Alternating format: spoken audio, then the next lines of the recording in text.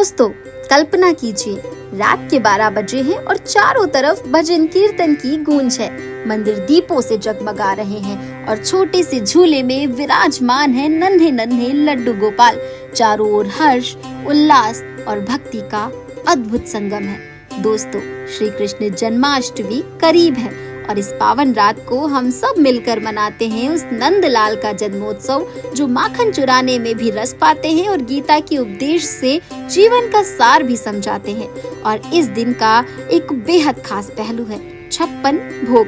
आप सोच रहे होंगे, आखिर 56 भोग क्यों? सिर्फ 1-2 मिठाइयाँ या फल क्यों नहीं, पूरा 56 प्रकार का भोग ही क्यों लगाया जाता है? तो आइए सुनते हैं इस भोग के पीछे की अद्भुत कथा। बहुत समय पहले ब्रजभूमि में हर साल इंद्रदेव को प्रसन्न करने के लिए उत्सव मनाया जाता था, ताकि वर्षा भरपूर हो और खेत खलियान लहलहा उठे। एक बार नन्हे कान्हा ने नंद बाबा से पूछा, बाबा, वर्षा के लिए इंद्रदेव को ही क्यों पूजा जाता है? नंद बाबा ने समझाया, बेटा, उनकी कृपा से ही बारिश होती है।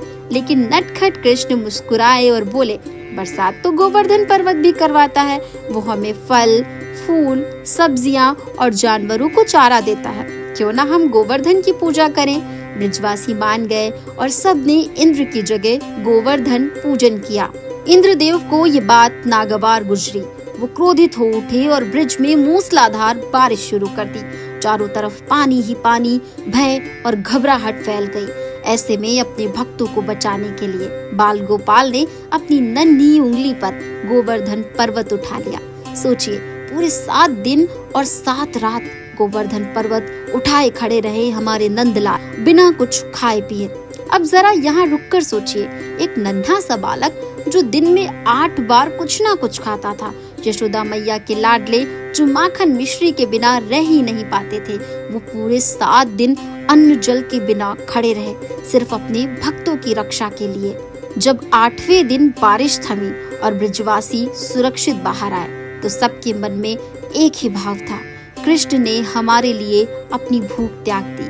अब हम उनके लिए अपने प्रेम का सबसे बड़ा प्रसाद अर्पित करेंगे।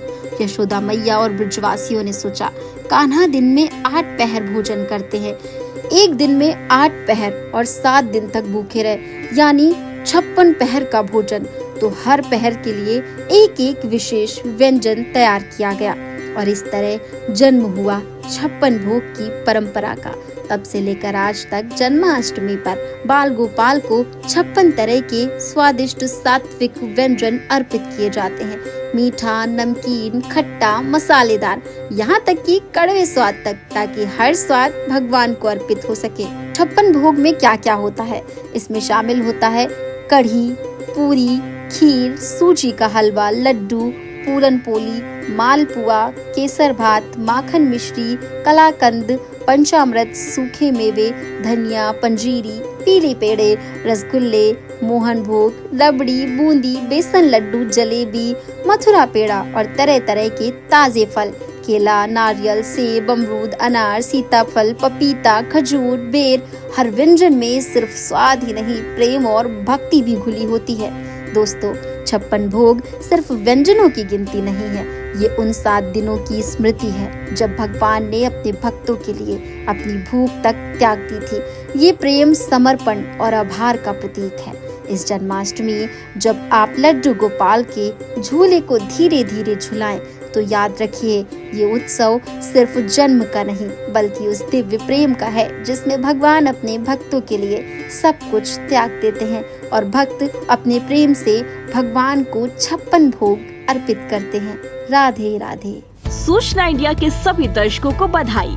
अब आप सूचना इंडिया देख सकते हैं जियो टीवी चैनल नंबर 4053 पर भी। साथ ही सूचना इंडिया के सभी सोशल प्लेटफॉर्म इंस्टाग्राम, फेसबुक और ट्विटर से जुड़े और पाएं आपके क्षेत्र से जुड़ी हर एक खबर।